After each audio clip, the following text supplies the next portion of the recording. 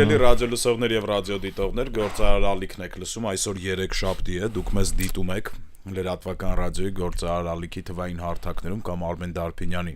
YouTube-յան էջում եւ եթե այդտեղ եք դիտում, ուրեմն ձեզ արդեն ավելի քան պարզ է, որ Դարփինյանի ժամն եք դուք լսում կամ դիտում, Դավիթ Խումարյանն է երկրորդ խոսափողի մոտ աշխատում ձեզ համար, բարև ձեզ պարոն Դարփինյան։ Բարև ձեզ սիրելի ռադիոլսողներ եւ YouTube-ի մեր բոլոր ալիքների դիտողներ, ողջունում եմ բոլորին, այո։ Կարծես թե աշխարհի ամենաերկար կոնֆլիկտներից մեկն է ավարտին մոտենում, այդտեղ հարց կա մոտենում է ավարտին, թե չէ, այսինքն Գազայում ստեղծված իրավիճակը, Խամասի զինաթափումը եւ Իսրայել-արաբական պայքարի հերթական արարը վերջին է մոտենում։ Հավատում եք, որ սա իրականում վերջն է, թե չէ։ Այսօր կարևոր օր է իսկապես, Դավիթ ջան, բայց ես կուզեի սկսել մի այլ հարցից, որ ավելի շուտ բարոյական նշանակություն ունի։ Ողջանվել է մեր լավագույն կադրային սպայերից մեկը, ազգային անվտանգության գեներալ լեյտենանտ Հրանտ Եպիսկոպոսյանը, լավագույն կադրավիչներից մեկն էր այդ համակարգի, իհարկե արդեն կենսաթոշակառու էր, բայց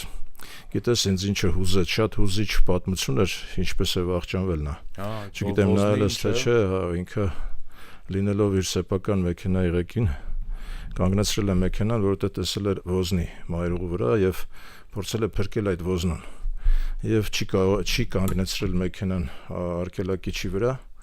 Այդ մեքենայի տակ է ընկել, ինքը սեփական մեքենայի տակ է ընկել եւ ողջանվել է։ Իհարկե խորին ցավակցություններ եմ բերում ընտանիքին եւ բոլոր նրանց, ովքեր գնահատում են իսկական պրոֆեսիոնալիզմը եւ իսկական մարդասիրությունը։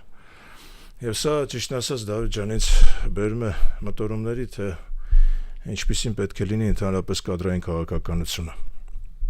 Գիտես մարդկային որակները ամենակարևոր առաջին տեղում պիտի լինի ցանկացած պետական պաշտոնյայի համար մարդկային որակը։ Գիտես մարդ, որը որ ուզում է, փորձում է փրկել ոզնուն, նա հաստատ մարդուն կփրկի, էլի, հասկանում ես։ Մարդկային որակը ֆանտաստիկ կարևոր նշանակություն ունի, առաջին տեղում պիտի լինի։ Երկրորդը իմ կարծիքով ես միշտ իմ կողմից ընդունվող եւ ընդունված որոշումներին մեջ առաջնորդվել եմ պրոֆեսիոնալիզմով, որպես երկրորդ չափանիշ, ոչ առաջին, երկրորդ չափանիշ, մարդկայնությունից հետո պրոֆեսիոնալ բարձր որակների տեր մարդիկ։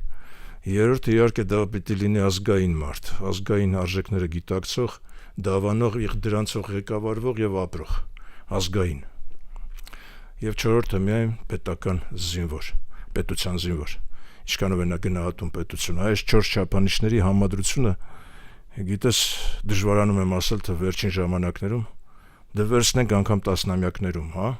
այս 4 չափանիշներին միաժամանակ այս 4 չափանիշներին բավարարող գործիչ պետական ծառայող պետական բարձր պաշտոնյա ունեցել ենք թե ոչ, եթե ունեցել ենք, ապա միգուցե մատերի վրա կարելի է դրանց հաշվել։ Այս պատմության մասով ես իրականում այդ մարդուն չեմ ճանաչում, դե ինքը ավակ սերնդից, հա։ Ավակ սերնդից ես առնչվել եմ հետ Դավիթ ջան։ Կարգին մարդ էր, պրոֆեսիոնալ, իսկապես իր գործի գիտակ, ազգային անվտանգության համակարգի ռահվիրաներից մեկն էր։ Բայց պատմությունը իրականում կինեմատոգրաֆիկ է, էլի, որ ԱԱՑ-ի գեներալը, այսինքն առաջին հայացքից պիտի լինի շատ բան, էլի, շատ տենց սառնասիրտ էմոցիաներից զուրկ մարդ, մահանում է, գնում է պատահարի մեջ ոզնի փրկելուց, էլի, այսինքն այդպես դե ես ուզում եմ ասել, որ ոչ եւ ոչ, էլի։ Այո, հենց զինվորականը, հենց սպան, հենց ազգային անվտանգության սպան, հենց ոստիկանը պիտի մարդասեր լինի առաջին հերթին, մարդ պիտի լինի առաջին հերթին, հետո նոր արդեն պրոֆեսիոնալ սպա, ոստիկան եւ կամ ազգային անվտանգության ծառայող։ Մեկ անգամ եւս իմ խորին ցավակցություններ եմ բերում ընտանիքին եւ բոլոր գոլեգաներին, որտեղ նրան բոլորը հարգում էին համակարգում, ես առնչվել եմ, գիտեմ, ես աշխատել եմ իր հետ։ Ցավակցում ենք, մենք էլ ցավակցում ենք հարազատներին ու բարեկամներին։ Շատ կարևոր է Դավիթ ջան, որ մենք նաեւ այս բարոյական եւ մարդասիրական ասպեկտներին անդրադառնանք մեր խոսակցությունների ժամանակ, որովհետեւ դրա խիստ պակասը կա այսօր մեր երկրում։ Հիմա ետ գանք Գազայի խաղաղությանը, այսօր իսկապես շատ նշանակալի օր է, ամսի 13-ն է, բոլորը հավաքվել են Եգիպտոսում նախագահ Թրամփի հրավերքով նախագահ Թրամփը առավոտյան այսօր արդեն ժամանել է Իսրայելի Քնեսետում ելույթ ունեցավ ինքը Նետանյահուն եւ այլն բոլորը իրեն մեծարում են իհարկե որովհետեւ այս Համասի հետ խաղաղության պակտը կարծես թե պիտի ստորագրվի եւ դրան բոլորը սպասում են հենց Եգիպտոսում է տեղի ունենալու այդ իրադարձությունը բայց արդեն գերիներին ազատ արձակեցին ես տեսա ուղղակի առավոտյան արդեն կադրերը ոմանք ասում են 20 ոմանք ասում են 40 Նետանյահուն ընդհանրապես ասաց 40 եւ ավել գերիներ կարծես թե 20 է իրական թիվը եւ դրանց բոլորին ազատ են արձակել եւ ազատ եւ նաեւ փոխանցել են դիակները Այվ դրա դիմաց Իսրայելը ազատել է մոտ 2,500 եթե չեմ սխալվում պաղեստինցիներ, որոնցից ասենք մի քանի 100-ը որպես ռազմական հանցագործներ էին դիտարկվում, մնացածը որպես քաղաքացիական անձիկ, բայց պաղեստինցիներ, այսինքն մոտ 2000 միգուցե ավել պաղեստինցիներ 20 հոգու իսրայելցիների դիմաց գերիների ազատում եւ ամբողջ աշխարհը իհարկե ողջավորված է եւ Թրամփին իսկապես պետք է շնորհակալություն հայտնել։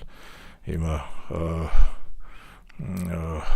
Թրամփը նաեւ շատ հետաքրքիր ժավերքներ ուղարկել, ասենք ովքեր պիտի մասնակցեն այդ համաժողովին, ես նայեցի ցանկը, շատ հետաքրքիր ինձ համար։ Կարծես թե մեր կամ չէ Թրամփի, այսինքն ավանդական գործընկերները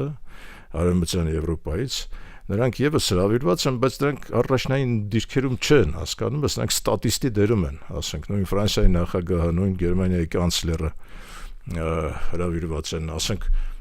Կանադայի վարչապետն է հրավիրված, որի հետ խստագույն հակասություններ ունի Թրամփը, այսինքն դրանք առաջնային դերում չեն, արևմուտքը այսօր այդ համաժողովում առաջնային դիրքերում չի։ Առաջնային դիրքերում են ուրեմն միջին արևելքի տերությունները այսինքն Կատարը, Հորդանանը, Քուվեյթը, Բահրեյնը, Արաբական Էմիրությունները, այսինքն երկրներ, որոնց դժվար է կոչել դեմոկրատական երկրներ, նրանք այսինքն միապետական երկրներ են, որոնց շրջապատում Թրամփը կարծես իրեն շատ ավելի լավ է զգում, շատ ավելի հարմարավետ, շատ ավելի կոմֆորտային Եվ ճիշտն ասած, մենք էլ ընկել ենք այդ շրջապատի մեջ, ես էլ շատ հետաքրքիր, մենք և Ադրբեջանը, Ադրբեջանը հասկանալի է, որտեղ միապետական երկիր է, բայց մենք էլ ենք ընկել այդ ջրերի մեջ և կարծես Թրամփը, ասենք, իր շրջապատում արդեն տեսնում է Նիկոլ Փաշինյանին, որ ինձ համար օրինակ լավ ցուցիչ է, վատ ցուցիչ չէ, բայց անունը չի հիշում, հուսով լինենք, էդ է ուզում Հուսանք, որ նա և Փաշինյանի անունը կհիշի և մեր երկրի անունը կհիշի, հասկանում ես, հուսանք, որտեվ հրավերքը ուղարկված է Փաշինյանը այսօր արդեն մեկնեց Շարմ էլ-Շեյխ և այդ հանդիպմանը մասնակցելու է, ուրեմն ինչն էր հետաքրքիր, Արևելյան Եվրոպայից օրինակ, մասնակցելու է միայն Օրբանը, Հունգարիայի վարչապետը, չէ վարչապետը Եվ պետք է ասեմ, որ Արևելյան Եվրոպայից ուրիշ ոչ ոք չկա, ասենք Ավստրալիան չկար, Նոր Զելանդիան չկար, շատ հատընտիր երկրներ էին մասնակցում, Նորվեգիան կար, երևի թե Նոբելյան մրցանակի ուրեմն հետագայում ակնկալիքով իսկապես բոլորը սպասում էին, որ Թրամփը պիտի ստանա հիմա բայց դա ճիշտ սպասումներ չէին, որովհետև նախ քաղաքական ճնշումն էր շատ մեծ, իսկ Նոբելյան մրցանակի այդ կոմիտեն երբեք չի ենթարկվել որևէ քաղաքական ճնշման, առավել ևս, եթե այդ ճնշումը գործադրում են պետությունների ղեկավարները, տվյալ դեպքում ասենք նաև Փաշինյանը, նաև ուրեմն Ալիևը, նաև Նեթանյահուն եւ մի քանի այլ երկրներ նույնպես ներկայացրել են Նոբելյան կոմիտեն նման ուրեմն ճնշումներին բացասական է միշտ արձագանքել եւ այժմ էլ արձագանքեց նույն ձևով բայց դա չի նշանակում որ հաջորդ տարվա Նոբելյան մրցանակը Թրամփին չի շնորհվելու իմ կարծիքով հաջորդ տարի նրան կշնորհեն արդեն այդ ճնշումները վերացած կլինեն եւ ուրեմն իսկապես դա մեծ իրադարձություն էր ամենայն դեպս եւ Իսրայելի համար եւ ընդհանրապես տարածաշրջանի համար Իրանը իհարկե չի մասնակցելու, ես տարակուսանքով դա նկատեցի, չեմ կարծում, որ դա ճիշտ քայլ է, որովհետև Թրամփի ադմինիստրացիան հրավիրել էր Իրանի ղեկավարներին եւս մասնակցելու։ Սա լավագույն առիթներից մեկը կլիներ Իրանի համար, այնուամենայնիվ այդ մեկնած ձեռքը սեղմել եւ մոտ գալ ավելի եւ բանակցային հնարավորությունները ընդլայնել եւ նաեւ սեփական երկրի հնարավորությունները ընդլայնել։ Այդ ցավոք սրտի Իրանը հրաժարվել է մասնակցելուց։ Այսօր առավոտյան տեսա նաև, որ Նետանյահուն անձամբ կարծես թե չի մասնակցելու։ Սա նույնպես տարակուսանք է առաջացնում ինձ մոտ, որովհետև դա նշանակում է, որ Իսրայելը այդ քարը գրպանում պահած է մնում, եւ դա նորանոր վտանգների հիմք կարող է հանդիսանալ հետագայում։ Սա ինձ համար տարակուսանք է, չգիտեմ ով է մասնակցելու, Իսրայելը հաստատ ներկայացված է լինելու, հավանաբար պրեզիդենտի մակարդակով, ոչ թե վարչապետի, այլ պրեզիդենտի մակարդակով կմասնակցի, այնուամենայնիվ չի կարող չմասնակցել, որովհետև այդ խաղաղության կամ այդ ծրագիրը, այդ պլանը եւ ուրեմն արձանագրումը պիտի ստորագրվի անպայման Իսրայելի պետության կողմից, ենթադրում եմ, որ այնտեղ կլինի Իսրայելի նախագահը, տեսնենք ինչպես, բայց ցավում եմ, որ չմասնակցեց Իրանը։ Ցավում եմ նաև, որ գիտես ցավ է առաջացնում, որ օտար երկրների կողմից գերեվարված օտար երկրների գերիների ազատագրման մասին է խոսքը, որում շահագրգիռ է փաստորեն Միացյալ Նահանգների նախագահը եւ ամբողջ աշխարհը խառնվել է իրար, մոտ 20 եւ ավել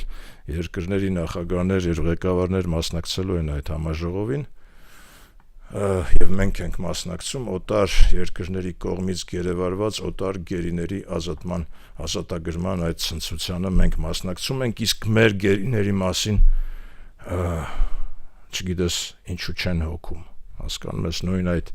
Թրամփը որպես խաղաղասեր, որպես այսպես ասած իրեն ինքը արդեն դիրքավորել է հատկապես այս տարածաշրջանում եւ իմիջիայլոց շատ լավ է, որ մենք մտնում ենք այդ տարածաշրջան, որովհետեւ սա լավագույն առիթներից մեկն է աշխարհին ցույց տալու, ապացուցելի, որ մենք քրիստոնյա արևելք ենք, մենք հարավային Կովկաս չենք, մենք ընդհանրապես Կովկաս չենք, եթե ուզում եք իմանալ, հա, կարելի է լինել տարբեր համաժողովներում մասնակցել, որտեղ որ դա մեզ օգտակար է, բայց մենք քրիստոնյա արևելք ենք եւ այդ արևելյան երկրների համաժողովում, որտեղ ի դեպ նորից ցավով պիտի նկատեմ, որ չի մասնակցելու, ասենք Լիբանանը, չի մասնակցելու Սիրիան, հա, երկրներ, որտեղ մենք ունենք շատ լուրջ թողած եւ մշակութային արժեքներ եւ ժողովուրդ, ունենք նաեւ ավանդույթներ, ունենք նաեւ բարեկամական հսկայական կապեր, ուրախալի է, որ Իրաքն է մասնակցում, որտեղ նույնպես մեր հիմքերը բավական լուրջ են, բայց չկա Լիբանանը, չկա Սիրիան, սա ինձ համար նույնպես ցավալի է, որովհետեւ լավ կլիներ, որ լինեին,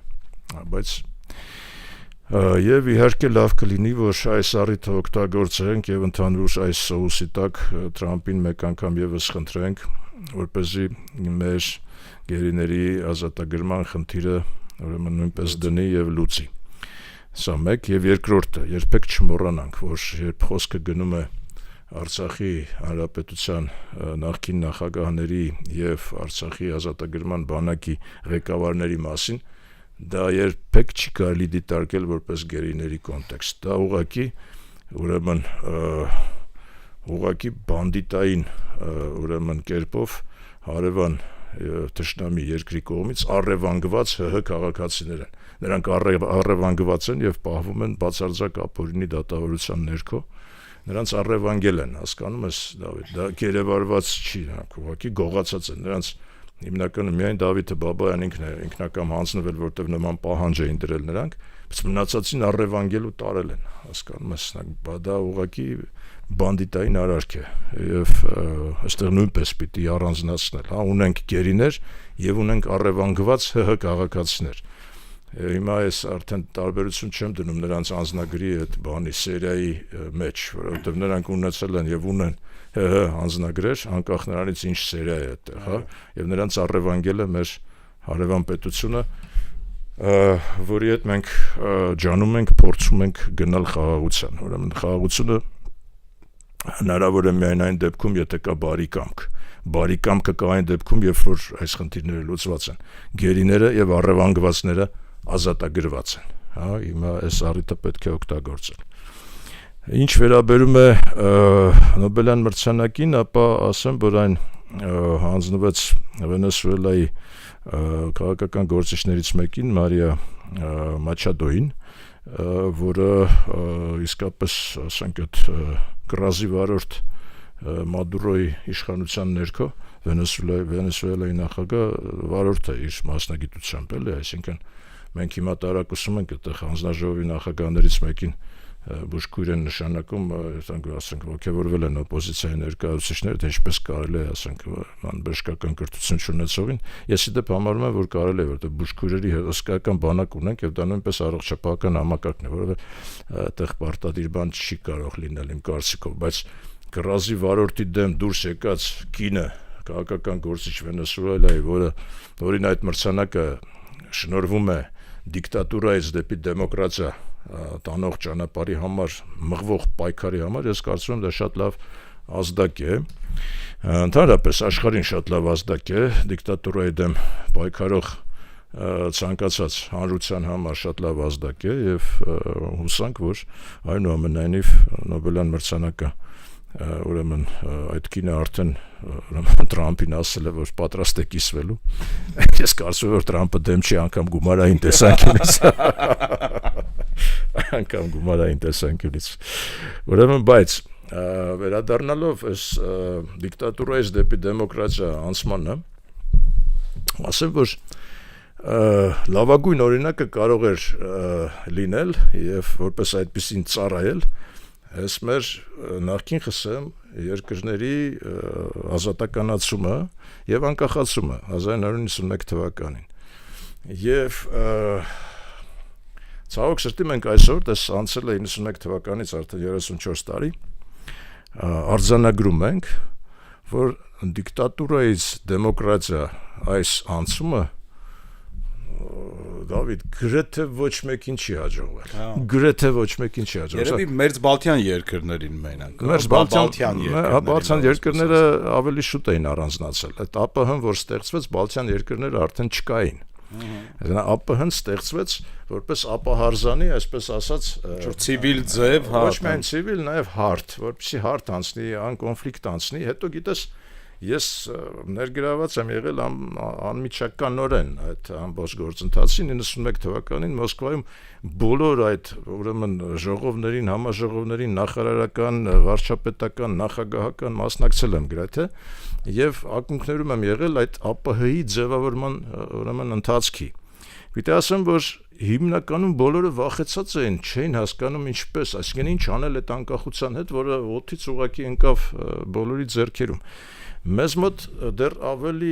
շահեկան վիճակ էր, որովհետև կար Ղարաբաղյան շարժումը եւ մեր պատկերացմամբ մենք անկախությունը վաստակեցինք այդ շարժման արդյունքում, հասկանում ես, բայց ասենք օրինակ Միջին ասիական երկրները նման շարժումներ չունեն, նրանք ուղղակի օդից ստացան այդ անկախությունը։ Ոչ մեկին չնվաստացնելով այնտեղ պետություններ կան, որոնք առաջի անգամ էին պետություն ունենում, ոչ մեկին, ասենք, ոչ մի ժողովրդի։ Դա էլ կա, բայց ուրեմն ասեմ, որ այդ ԱՊՀ-ն ստեղծվեց հիմնականում, որովհետև վախեցած են եւ չգիտեին ինչպես անել եւ փորձեցին ինչ-որ չափով իրար մոտ լինել, որ իրար հետ ընկնեն, եթե ընկնում են բանը, ասենք, անդունդը, իրար հետ ընկնեն, եթե լավա, բոլորին լավ։ Սա էր հիմնական ուրեմն մոտեցումը եւ պիտի ասեմ, որ այն ժամանակ, երբ տրանսֆորմացիան տեղի ունեցավ, կար երկու երկիր ընդամենը, որոնք որ ընդունեցին բանը, որդեգրեցին լիբերալ մոտեցումները այդ տրանսֆորմացիայի։ Լավ 3 երկիր ասեմ, որովհետև նախագահ Ելցինը եւս իր պաշտոնավարման այդ առաջին ժամանակահատվածում իսկապես լիբերալների վրա էր իր ամբողջ բանը դրել, իրենց էր վստահել տնտեսական ռեֆորմները, ուրեմն այդ անցումային շրջանի բարեփոխումները, քայլերը, ինչպես անցնել եւ այլն, ասենք 3 երկիր, հա, դա Ռուսաստանն էր Ելցինի գլխավորությամբ առաջին տարիներին, դա Հայաստանն էր Լևոն Տեր-Պետրոսյանի գլխավորությամբ եւ դա Ղրղըզստանն էր պրեզիդենտ Ակաևի գլխավորությամբ։ Ինչով էին առանձնանում Տեր-Պետրոսյանը եւ Ակաևը։ Նրանք ակադեմիական ոլորտից ակադեմիական հանրության ներկայացուցիչներ էին։ Նրանք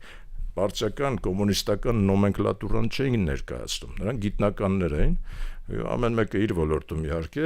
Տեր-Պետրոսյանին մենք գիտենք, բայց Ակաևը լուրջ մաթեմատիկոս է եւ էր այն ժամանակ արդեն ակադեմիայի պրեզիդենտն էր Ռուսաստանի։ Ուրեմն այս 3 երկրները որդեգրեցին լիբերալ գաղափարախոսությունը։ Մնացած ինչ-որ բաներ ասացին, բայց հիմնականում շարունակեցին ավտորիտար համակարգի եւ մինչեւ հիմա էլ շարունակում են ավտորիտար համակարգի ներքո ապրելը եւ գիտես այս 3 երկրներն էլ լիբերալիզմի մեջ ձախողեցին, բոլորը ձախողեցին։ Ելցինը ձախողեց, որովհետեւ այդ ուրեմն գազանաբար իրագործված սեփականաշնորհման ընթացքում այդ երկրի ամբողջ հարստությունը ընդերքը ընկավ ընդամենը 7 հոգու աֆերիստների ավանտյուրիստների ձեռք ընկավ, ասենք այդ 7 հոգու եւ բնականաբար ժողովրդի շահերից որևէ մեկը այնտեղ չէր մտածում են միայն իրենց մասին եւ անմիջապես միլիարդներ վաստակեցին եւ մինչեւ հիմա էլ ծախսում են այդ միլիարդները, օգտագործում են, այսպես ասած, լիբերալիզմը խեղդվեց այդտեղ, այսինքն Պուտինը պատահական չհայտնվեց Ռուսաստանում, հայտնվեց, որովհետեւ արդեն գրեթե ձախողել էին ամբողջ երկրի տնտեսությունը, որովհետեւ ուղղակի անցել էր հափշտակման, այսպես ասած, ընթացքի մեջ։ Մենք ձախողեցինք, որովհետև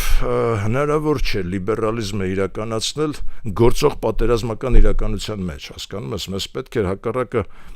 եւ մենք այդպես էլ անում ենք, այսինքն կենտրոնացնել տնտեսական լծակները, կենտրոնացնել ֆինանսական հոսքերը, որ կարողանանք պատերազմին դիմակայենք, հա, այսինքն պատերազմական ժամանակահատվածում լիբերալիզմը ուղղակի հակացուցված է մեկ, երկրորդը պատերազմը, երբ ժամանակավոր հրադադարը կնքվեց 94 թվականին, մենք ունեցանք ռազմական գործիչներ, այսպես ասած, դաշտային ուրեմն հրամանատարներ, որոնք ետ վերադարձան եւ պահանջեցին իրենցը, ոնց մենք Ղարաբաղ ենք գրավել, Ղարաբաղ ենք հետ բերել, ուրեմն հողեր ենք գրավել 700 տարվա մեջ առաջի անգամ Ջեբրայել ենք բերել, բամերը ինչն է, հա? Ու այստեղ սկսվեց մեր ֆեոդալիզմի ուրեմն բայց ինչը տրամաբանական էր, չէ՞, պարոն Դավիթ ջան, մայ վերջույթում երկիրն է, այդ մարդիկ արուն են թափենգեր են կորցրել։ Բայց դա կոչվում է պայքա իրանց թե չէ։ Դա կոչվում է վիետնամական սինդրոմ, երբ Ամերիկայի Միացյալ Նահանգները 50-ական թվականներին Վիետնամում խրվեցին, հետո դուրս եկան։ Վիետնամում ուրեմն պատերազմող ամերիկացիները ետ եկան եւ պահանջեցին իրենց հասանելիքը։ Բայց իրանք պարտվել էին, տարբերությունն է դա։ Դա ամեն դեպքում դա պետք էր հաղթահարել, դա չհաղթահարվեց։ Ուրեմն ֆեոդալիզմի դրսևորումները, որոնք մենք ունեցանք, այդ ռազմական գործիչների, ասենք թե ուրեմն դերակատարմամբ, հա։ Դա ուղղակի ուրիշ բան կա, օրենք պետք է մի քիչ համեստ բայեն ու մի քիչ հասկանալու, մի բան պետք է ստանային իհարկե այդ մարդիկ, բայց չպետք է բդեշխ դառնան։ Չէ, դարձան բդեշխներ, մայրաքաղաքամերձ քաղաքներում, հա։ Դարձան բդեշխներ, ոչ միայն, խոսքը ոչ միայն Էջմիածնի մասին է, դες ասենք բոլոր ռեգիոններում ըստ էության, բոլոր մարզերում ըստ էության հիմնական դերակատարները արդեն տնտեսական դերակատարները, ֆինանսական հոսքերը, ուրեմն ֆեոդալական էլեմենտներ առաջացան այդ ամեն ինչի մեջ եւ ձախողվեց լիբերալիզմը, հասկանում ես։ Մեր լիբերալիզմը այդտեղ ձախողվեց, հետո ունեցանք 2 տասնամյակ ուրեմն պետական լծակները օգտագործելով, այսպես ասած, օլիգարխիկ համակարգի ներդրում 18 թվականին ունեցանք Փաշինյանի հեղաշրջումը, ես սկզբից հեղափոխություն էի ասում, հիմա հեղաշրջումը ավելի շուտ հեղաշրջում, համաձայնեցված հեղաշրջում եմ ես դա կոչում, ունեցանք, որը հույս արթնացրեց, որ այնուամենայնիվ մենք կարող ենք ետ գալ լիբերալիզմի, դեմոկրատական արժեքների եւ այլն, բայց չկայացած կուսակցական համակարգի ներքո ունենալ խորհրդարանական կառավարում հնարավոր չէ դեմոկրատիա զարգացնել այդտեղ, ցավոք սրտի, այո, մենք այսօր առավելապես ազատ ենք, այսինքն Դուշանբեում հավաքվել են ուրեմն անազատ հարաբերականորեն ազատ Հայաստանը եւ անազատ մնացած երկրները ԱՊՀ, հա, Եվ պատահական չէ, որ Փաշինյանը, ասենք, դեմոնստրատիվ կերպով հեծանիվ էր քշում Դուշանբեում, ինքը պիտի տարբերվեր այդ մնացածից, հասկանում ես։ Եվ այն, որ մնացածը առանց Փաշինյան հավաքվել են եւ ինչ-որ քննարկում են Սուրա Փաշինյանը կամ բան, հա տեսար այնտեղ նախագահները, տարբեր դեսպոտ, այսպես ասած, դիկտատորները հավաքվել են եւ Փաշինյանն էին քննարկում, դա ավելի վատ է գնահատվում իրենց համար, քան թե Փաշինյանը, այսինքն դերս տեսա որոշակի անդրադարձեր, որ տեսեք, ասենք, Փաշինյանին այնտեղ ծաղրում են եւ այլն, ես կարծում եմ, որ հենց իրենց է շատ վատ բնութագրում դա, իսկ Փաշինյանը ճիշտ արեց երկու բան, նա հեծանիվ քշեց, դա ճիշտ արեց, եւ երկրորդը իր ճառի մեջ անընդհատ հիմնական շեշտը դրեց 91 թվականի Ալմատայի հռչակագրի վրա, որը ուղղակի կարմիր բան է ռուսների համար, Ռուսաստանի համար եւ ոչ միայն, գիտես, ասենք, որևէ մեկը դրան այսօր ուշադրություն չի դարձնում, բայց ռուս-ուկրաինական պատերազմը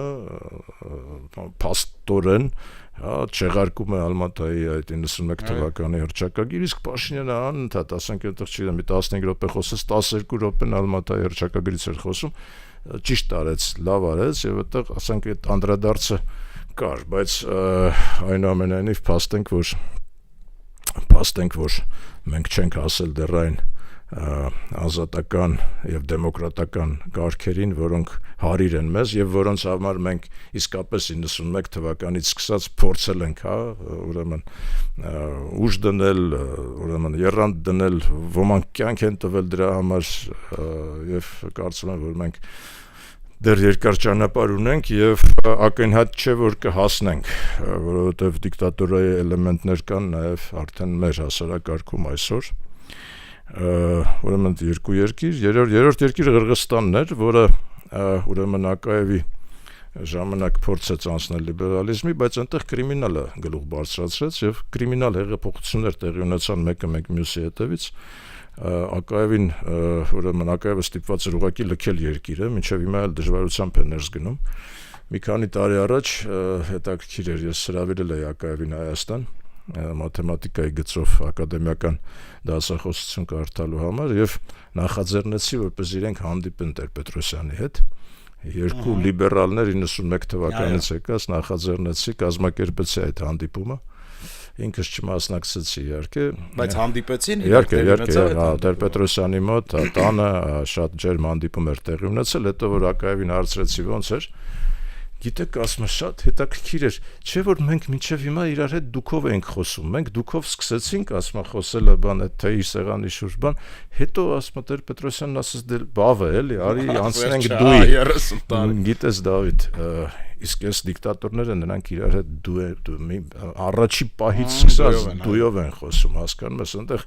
այն որ ասում են եղբայրական կամ իմ եղբայրը, բան դա եղբայրը չի, դա մեր, ասենք, խոսույթով որ խոսես, դա աղբերն է, էլի, ազիզ աղբերն է, հասկանում ես, նրանք այդ աղբերությունը որ կա, իհարկե այդտեղ մենք խորտ ենք, եւ Փաշինյանն է խորտ եւ մեծ հաշվով այդտեղ խորտ կլիներ ցանկացած հայ-ղեկավար իմ կարծիքով։ Ես էլ եմ կարծում, վերջի 31-ը խորհրդային միության փլուզումից հետո մենք մեկը ավելի անկախ ենք եղել, ներսը բարքերը ավելի լիբերալ են եղել, քան դա եմ ասում, որ մեր իհարկե մտածելակերպը, մեր ապրելակերպը շատ ավելի ազատ է, մենք մենք պիտի պարտանանք, որ շատ ավելի ազատ երկիր ունենք եւ այդ իմաստով իհարկե պահպանենք այդ ազատությունը, բայց ինչ եմ ուզում ասել, նրանք ովքեր փորձեցին դուրս գալ այդ դիկտատորայի, ուրեմն ամբողջ այդ կապանքներից եւ այդ բանից շրջապատից, դա Վրաստանը, Մոլդովան եւ Ուկրաինան էին, որոնք ԱՊՀ-ից դուրս եկան դե ֆակտո եւ ոմանք դե ֆակտո, ոմանք դե յուրե նաեւ։ Ուրեմն ինչ վերաբերում է Ուկրաինային, Ուկրաինան միշտ իրեն պահում էր լրիվ առանձնացված։ Նրանք անգամ չստորագրեցին ԽՍՀՄ փլուզումից հետո ակտիվների եւ պարտքերի այդ զրոյական տարբերակը, երբ ամբողջը հանձնում են Ռուսաստանին, ասում են, օքեյ, ոչ մի երկիր որևէ պարտք այլևս չունի, բայց չունի նաև ակտիվներ ստանալիք նախկին սովետական միության ուրեմն ակտիվներից, այսինքն նրանց հարստություններից, բանկային հաշիվներից, այլ երկրներում ուրեմն սեփականությունից եւ այլն։ Ուկրաինան չի ստորագրել, մինչեւ հիմա էլ նրանք հավակնում են ունենալ իրենց փայը այդ սեփականության մեջ։ Հաշվարկել էին այն ժամանակ, որ այդ փայը կազմում է առնվազն 17%։ Ուկրաինան մինչև այժմ չի ստորագրել։ Վրաստանը Սաակաշվիլիից հետո փորձեց ամբողջապես դուրս գալ, բայց Սաակաշվիլին ինքը որպես դեսպոտ հանդիսացավ եւ այսօրվա Վրաստանը ինչ որ չափով փորձում է հավասարակշռել իր շահերը, տնտեսական շահերը Ռուսաստանի հետ, քաղաքական շահերը Արևմուտքի հետ փորձում է հավասարակշռել, չգիտեմ ինչպես կստացվի, ամենայն դեպս ինձ դուր չեկավ, երբ Կոբախիձեն, Վրաստանի վարչապետը բոլորովին վերջերս հայտարարեց, ասաց մենք ուզում ենք Միացյալ Նահանգների հետ ուրեմն զրոյական կետից սկսենք։ Նրանք պետք է իմանան, որ զրոյական կետից սկսելն վերջը։ Մեր ռեգիոնում զրոյական կետից սկսելը լավ բան չի։ Չի կարելի ուղղակի զրոյական կետից սկսել, որովհետև դա լավ վերջաբանի չի բերում։ Չի լինում զրոյական կետ, նորմալ երկրներում չի լինում զրոյական կետ։ Կապ չունի, ինչքան էլ ուզենա, ասենք,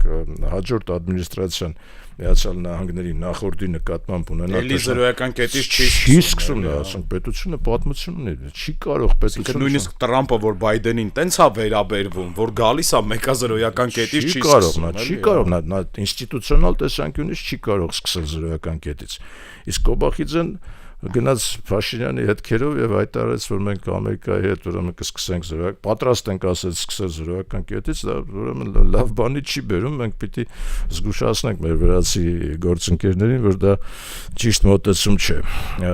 Եվ ուրեմն ԱՊՀ-ի հետ կապված մենք ունենք շահեր, պիտի ունենանք շահեր, պիտի այդ շահերը ձևակերպենք։ Մասնավորապես ես կուզեի ուշադրությունը սևեռել մեր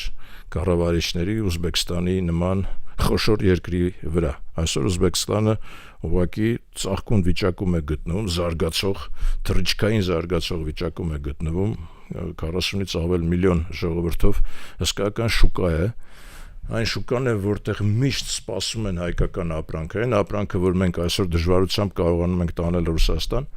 այդ նույն ապրանքը մենք հսկայական շուկա ունենք այնտեղ, որի վրա պետք է աշխատել, առավել եւս որ որոշակի լիբերալ մոտեցումներ կան այնտեղ արդեն տնտեսական ոլորտում եւ նախագահ Միրզիոյևը պաշտպանում է այդ մոտեցումը։ Ամբողջ աշխարհը շատ ուշադրությամբ հետևում է, լուրջ ինվեստիցիոն ծրագրեր կան այնտեղ եւ ես զարմանում եմ, որ մենք այնտեղ չունենք դեսպան։ Անգամ դեսպան չունենք, հասկանում ես, Ուզբեկստանում դա հսկայական շուկա է, կարևորագույն մեզ համար կետ։ Ուրեմն եւ պիտի արտգործնախարարի ուշադրությունը հրավիրեմ, պարտադիր դեսպանատուն է պետք բացել այնտեղ, պարտադիր առևտրային ներկայացուցիչ եւ պարտադիր սկսել առևտուր անել Ուզբեկստանի հետ։ Այնուամենայնիվ ԱՊՀ-ն մեզ տալիս է այդ առավելությունը առանց մաքսային, ուրեմն մաքսավճարների առևտուր իրականացնել։ Այնուամենայնիվ դա ազատ շուկայի կարգավորման տակ է ընկնում, հասկանում ես, անգամ դա եթե Եվրասիական միության մեջ չի, դա ազատ շուկա է, մենք հանգիստ կարող ենք այնտեղ ունենալ մեր շահերը։ Նույնը վերաբերում է իհարկե եւ Ղազախստանին։ Ղազախստանը ուղղակի շատ ավելի կայացած է տնտեսապես, ավելի հարուստ է, որովհետև Ուզբեկստանում այնուամենայնիվ մաֆիոզական կլանային տնտեսություն է եղել մինչև այս, իսկ Ղազախստանը շատ ավելի դինամիկ է զարգացել։ Հիմա Ղազախստանում շատ ավելի դժվար է ներդրվել, Ուզբեկստանում այսօր շատ ավելի հեշտ է եւ այդ իմաստով իհարկե չմոռանալով Ղազախստանը, մտածելով նաեւ Տաջիկստանի մասին, այո, մեծ հաշվով եղբայրական ժողովուրդներ են։ Եվ Ուզբեկստանում մենք ունենք շատ լուրջ ուրեմն ավանդույթներ, ազգային ավանդույթներ, լուրջ հայեր են այնտեղ ապրել, շարունակում են ապրել, եւ Սամարկանդում եւ ուրեմն Տաշկենտում հայկական օջախներ կան։ Դա ամեն ինչը պետք է ոչ միայն պաշտպանել, զարգացնել է, պետք է մարդիկ սպասում են։ Այստեղ ուշադրություն պետք է սևեռեմ ես այնուամենայնիվ մեր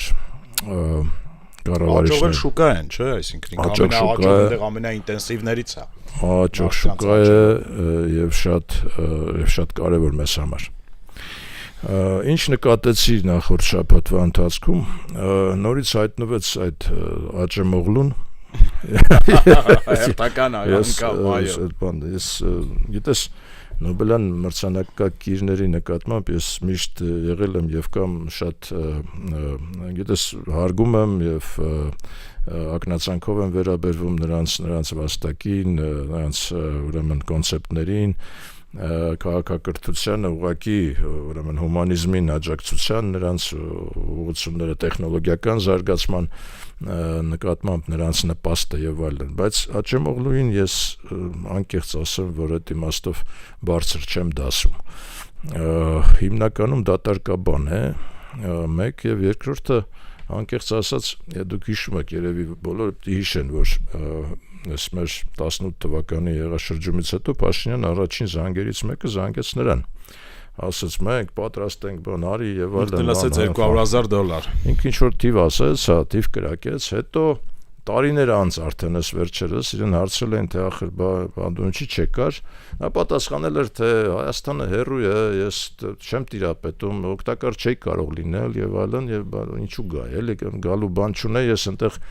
բան իմ անելիքը չտեսա, պատասխանը դա էր։ Եվ մեկ էլ անցնում է եւս մի քանի տարի, հայտնվում է, ասենք այդ մեր ձևով շարժման մեջ այդ ջահելներն էլ ներկայացնում են, ասում են, Աճեմօղլուն եկավ, ես ուզում եմ բոլորին նախազգուշացնեմ, որ Աճեմօղլուն ընդամենը դատարկաբան է,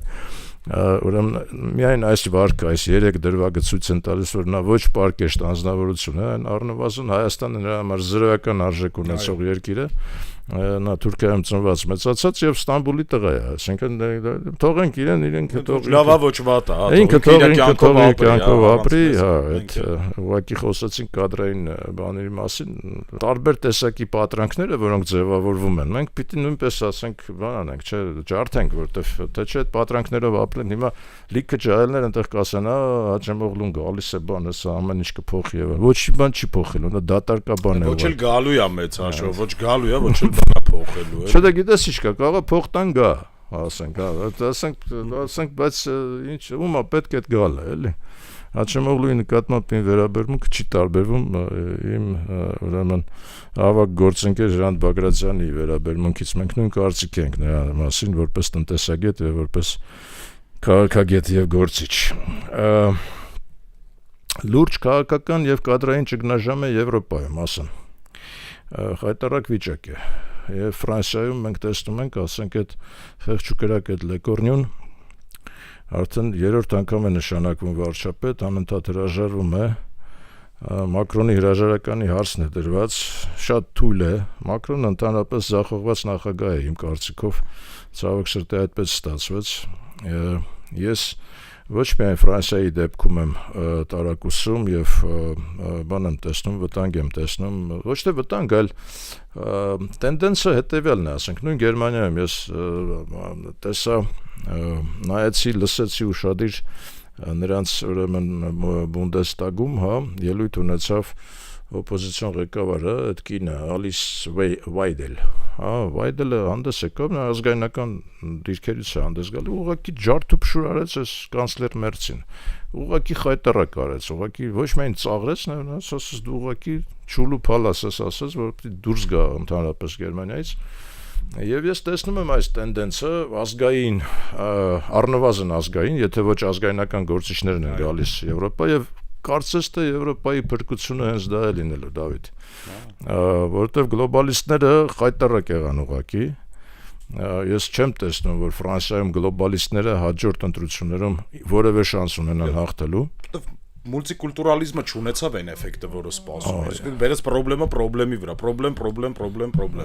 Ես տեսնում եմ, որ արդեն տենդենսը ձևավորվել է Եվրոպայում, ազգային գործիչներն են գալիս իշխանության, եթե ոչ ազգայնական, նաև ազգայնականները կարող են գալ։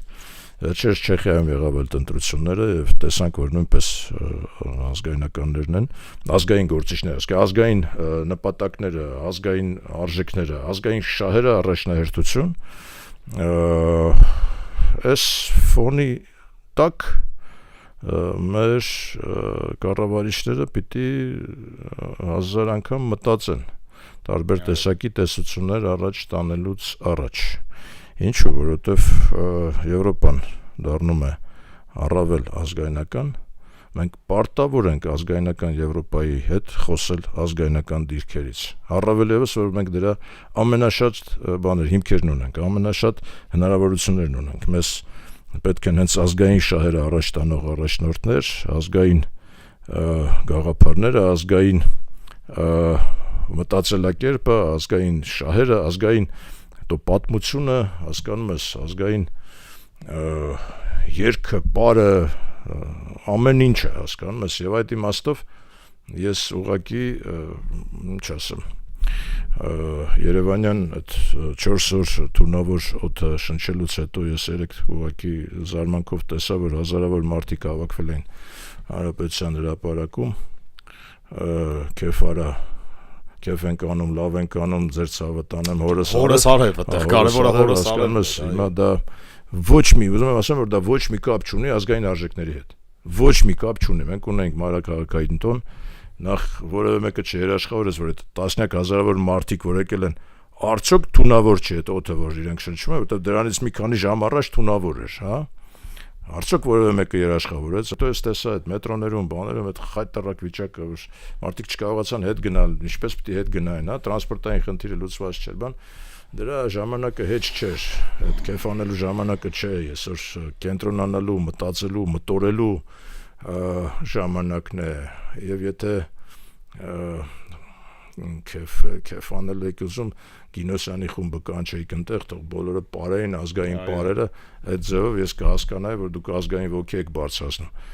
Ես Թաթային լավ եմ վերաբերվում, լավ երգիչ է, լավ էլ երգահան է։ Լուբայի հետ էլ լավ էլ երգում է, բայց Թաթան ու Լուբան այն դուետը չէին, էլի, որ պիտի ներկայացնեն այդ օրը Երևանի, ասենք, ավարտեին դրանով այդ տոնակատարությունները, քեֆ ենք անում, լավ ենք անում եւ այլն։ Մտորումների լուրջ տեղ կա։ Հակառակ ուղղությամբ ենք գնում, կարծես։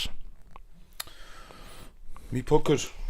ավելի երկար խոսեցինք, պարոն Դարբինյան, 40 րոպեն անցել ենք արդեն, բայց եթե ավելացնելու բան ունեք, կարանք շարունակենք, կարանք թողենք հաջորդ հաղորդման։ Ավելացնելու բան ես միշտ էլ ունեմ, Դավիթ ջան։ Դա իմ խնդիրն է, ճիշտն ասած, միշտ ունեմ ավելացնելու բան, բայց խնայենք մեր հանդիսատեսին։ Շարունակենք հաջորդ հաղորդմանը մեր զրույցը, սիրելի ռադիո լսողներ, Դարբինյանի ժամն եք դուք լսում, լսեք գործարար ալիքը, մենք կհանդիպենք հաջորդ շաբաթ այսքանը։